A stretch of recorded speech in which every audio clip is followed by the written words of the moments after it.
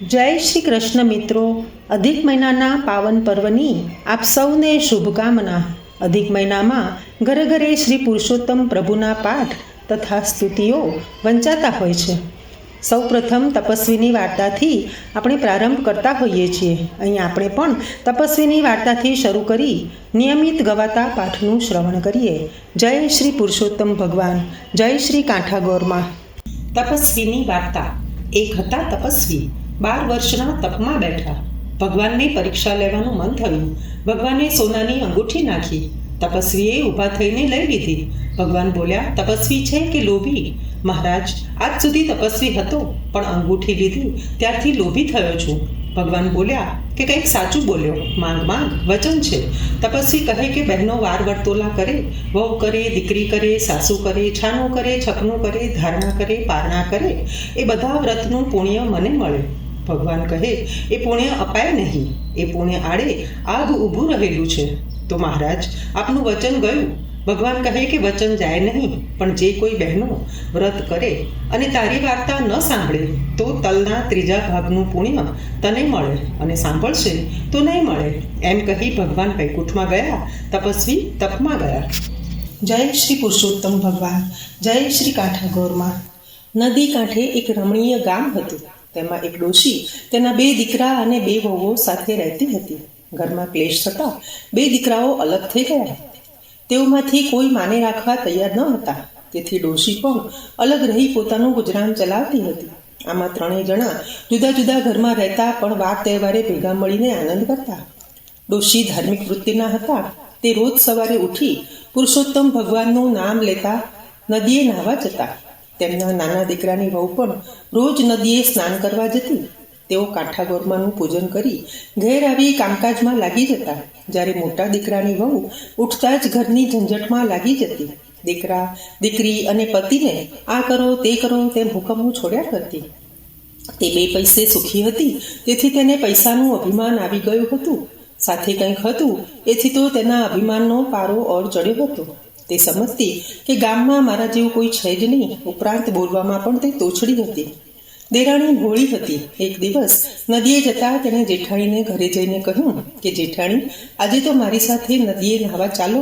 ત્યાં જઈને કાંઠાગોરમાનું પૂજન કરીશું, પુરુષોત્તમ માસની કથા સાંભળીશું અને પછી ભગવાનનું સ્મરણ કરતા ઘરે આવી જઈશું. જેઠાણી કહેવા લાગી, આ તો નવરાના કામ છે. નાહવાનું તો ફક્ત બહાનું છે, પણ ત્યાં બધા ભેગા મળી ગામની નિંદા કરતા હોય છે. આમાં આપણું કામ નહીં. મારે તો મારું ઘર પહેલું સંભાળવાનું હોય. મારા ઘરે આવનારા ઘણા. મારા પતિ દુકાનેથી આવે, છોકરાઓ નિશાળેથી આવે, પિયર ગયેલી વહુ આવે, સાસરે ગયેલી દીકરી આવે, સગા સંબંધીઓ આવે, સીમમાં ગયેલા ઢોર પણ આવે. આમાંથી હું આખો દિવસ નવરી પડું તો તમારી સાથે નાહવા આવું ને? તમારે વ્રત કર્યા કરો. મને તો ધર્મ કર્મ કરવાનો સમય જ નથી.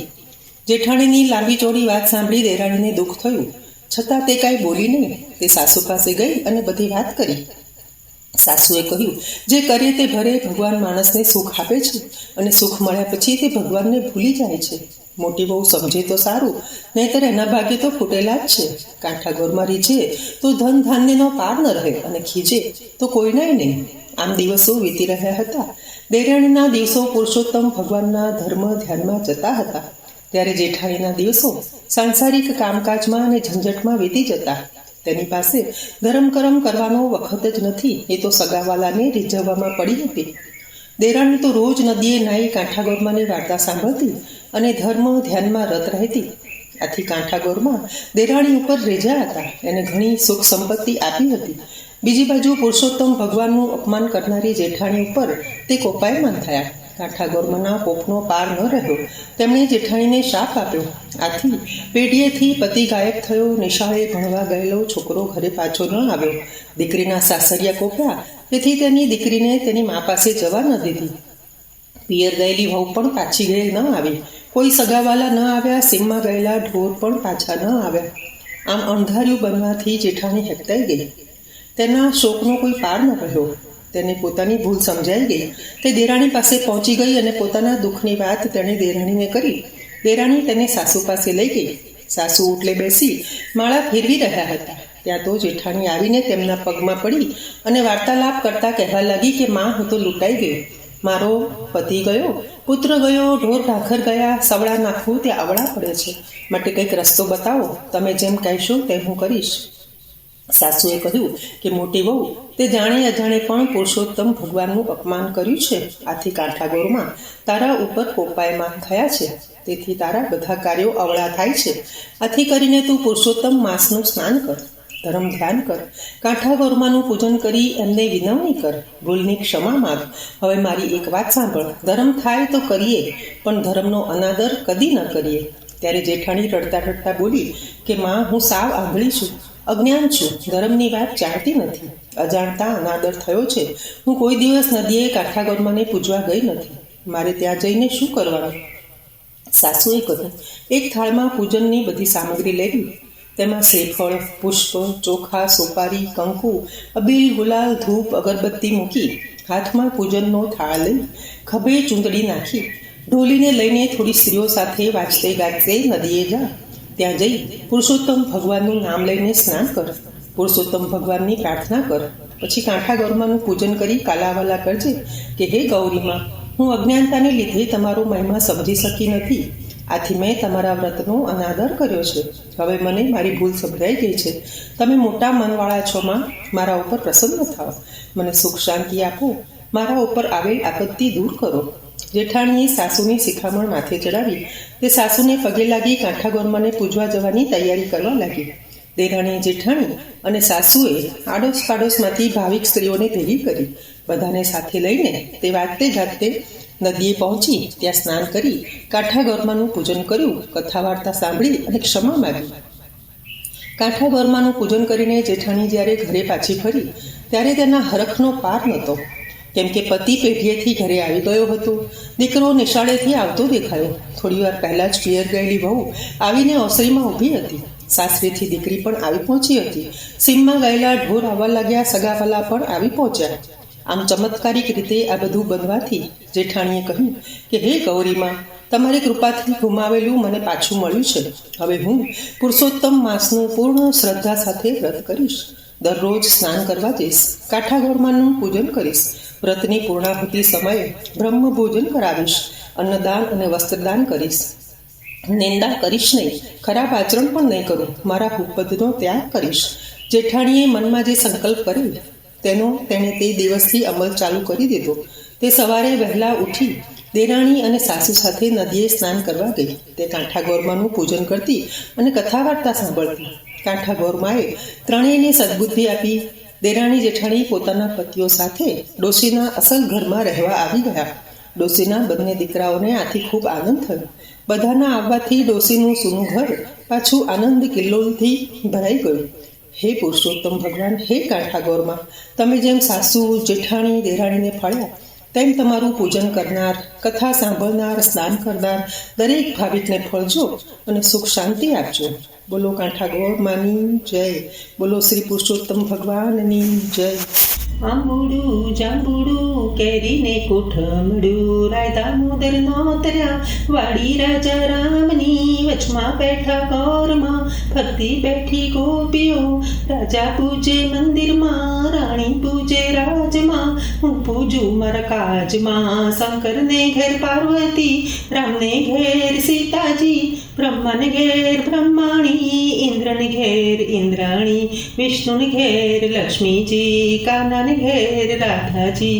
ઓધવરાય, માધવરાય, જાદવરાય, ત્રિકમરાય, પૂરણ પુરુષોત્તમરાય, સુખડા લઉં શ્રી રામના. વાલે ટચલી આંગળીએ ગોવર્ધન તોડિયો રે, વાલે ટચલી આંગળીએ ગોવર્ધન તોડિયો રે. ત્યાં તો બ્રહ્માજી વેદ ભણાવે છે, ત્યાં તો નારદજી વીણા વગાડે રે, ત્યાં તો કૃષ્ણજી મુરલી વગાડે રે, ત્યાં તો ગોપીઓ રાસ રમાડે રે, ત્યાં તો જમનાજી ભરપૂર જાય છે રે, ત્યાં તો અખંડ આરતી થાય છે રે. ગોરમાં ગોરમાં રે કાંઠા તે ઘઉંની રોટલી, ગોરમાં ગોરમાં રે ઉપર માલવીઓ ગોળ છે, ઘરમાં રે કવરી તે ગાયના ઘી છે. ઘરમાં રે સસરા દેજો સવાદિયા. ઘરમાં રે સાસુ દેજો ભૂખાડવા. ઘરમાં રે દેરાણી જેઠાણીના જોડેલા. ઘરમાં રે જેઠ દેજો ઘોડે ખેલતા.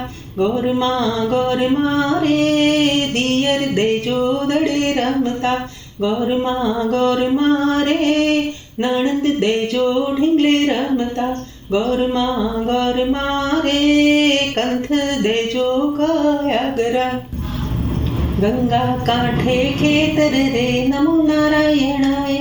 વાવજો જમણે હાથ હરિહર વાસુદેવાય. પ્રભુજીએ ખેતર ખેડ્યા રે નમો નારાયણાય. ખેડી છે કાશીની ભોમ હરિહર વાસુદેવાય. કૃષ્ણજીએ સાથીડા રાખ્યા રે નમો નારાયણાય. સાથી છે અર્જુનને ભીમ હરિહર વાસુદેવાય. ખેતરે ખડા રે નમો નારાયણાય.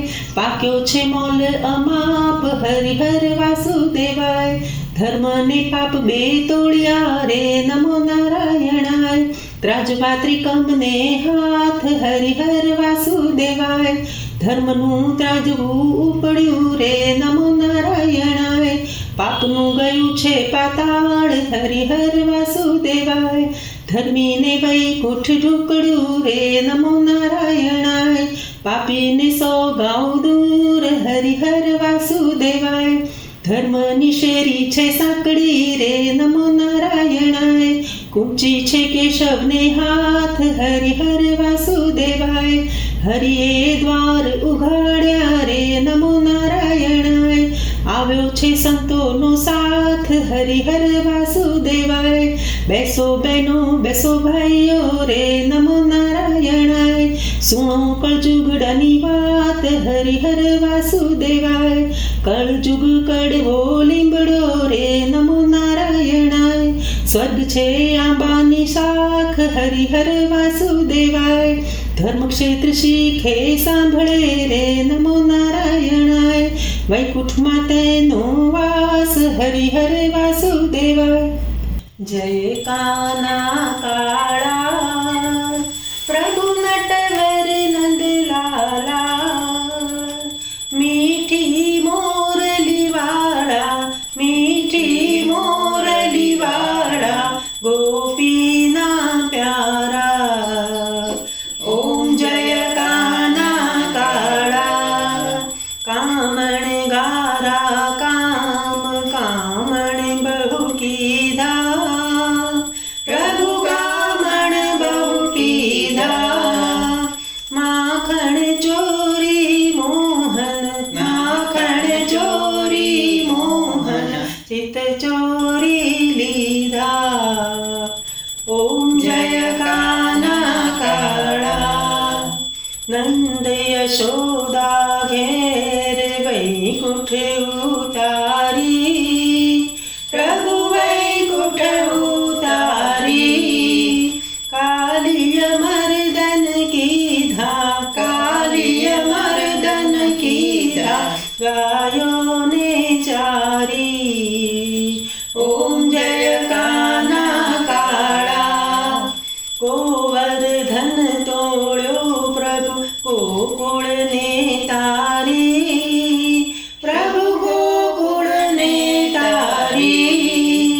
ઇન્દ્રનો ગર્વ ઉતાર્યો ઇન્દ્રનો ગર્વ ઉતાર્યો. જય જય ગિરિધારી. ઓમ જય કાના કાળા. ગુણ તણું તુજ પાર કે મેં નહીં આવે. પ્રભુ કે મેં નહીં આવે. નેતિ વેદ પુકારે નેતિ વેદ પુકારે. પુનિત ગુણ ગાય. ઓમ જય કાના કાળા. જય કાના કાળા. પ્રભુ નટવર નંદલાલા.